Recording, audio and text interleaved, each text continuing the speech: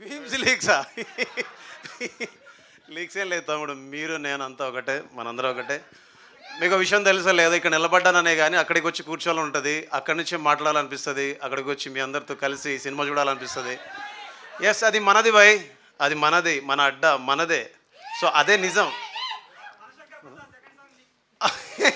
అట్లా అంటారా? తమ్ముళ్ళు అలా కూడా వాడుకుంటారండి.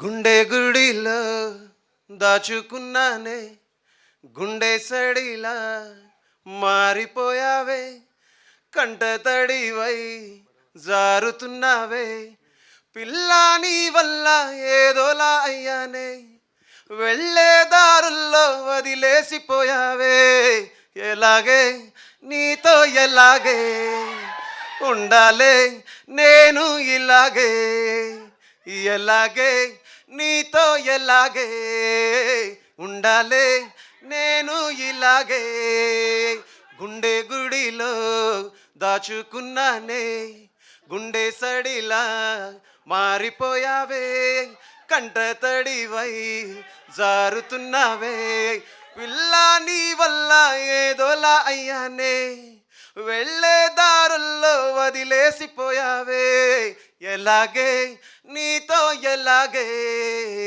ఉండాలే నేను ఇలాగే. సో ఇంకో song lyric, actual I have lyric లేదు. Thank you so much, love you all. Thank you Bheems garu. ఇందాక అమ్మాయిని ఇంప్రెస్ చేయడానికి ట్రై చేశారు, అది అర్థమైంది. అక్కడ వర్కౌట్ అవుదని ఒక క్లారిటీగా మీకు ఉంది కాబట్టి మళ్ళీ నన్ను ఇన్ చేశారు, అది కూడా అర్థమైంది. బట్ ఈ పూటకి నా కోసమే పాడారు పాట అని అనుకుంటాను నేను. ఇప్పుడు జస్ట్ మ్యూజిక్ డైరెక్టర్ కాకుండా, బీమ్స్గా కాకుండా, జస్ట్ మామూలు మనిషిగా మిమ్మల్ని చూస్తే ఎవరైనా ట్రై చేయకుండా ఉంటారా? నిజం చెప్పండి. అంటే నేనేం చెప్తానండి, అదే మైక్ ఇవ్వమని చెప్తానండి నేను. వాళ్ళందరి చేతుల్లో మైక్ లేదు కాబట్టి మేము చెప్తున్నాం. మీ వైఫ్ కూడా చూస్తారు ఈ షో. థ్యాంక్ యూ నరేష్ గారు. ఇంత అందమైన అమ్మాయి నా వైపు చూస్తుంటే మా వైపు చూసిన విధ పర్లేదు సార్ నాకు. మీరు ఇంకా స్టోరీలు కూడా డైలాగులు కూడా దిగిపోతారని అర్థమవుతుంది. Thank you. ఎస్, ఏ సినిమాకైనా కూడా ఏంటి, జీవన్ గారు చాలా కామ్గా వెనకలు ఉన్నారండి. సినిమాలో థియేటర్లోనే చూడండి, 21st చూడండి అంటున్నారు ఆయన. ఎప్పుడైనా నేను ఆవిడ వెనకాలే కదరా. ఈరోజు అందరూ గట్టిగా ఫిక్స్ అయినట్టున్నారు, నేను కామ్గా నా పని చేసుకోవడం బెటర్. ఎస్, ఏ సినిమాకైనా ఒక అద్భుతమైన కథ ఉంటే డెఫినెట్గా బ్లాక్ బస్టర్ హిట్ అవుతుంది. సో అలానే ఈ సినిమాకి 12A రైల్వే కాలనీ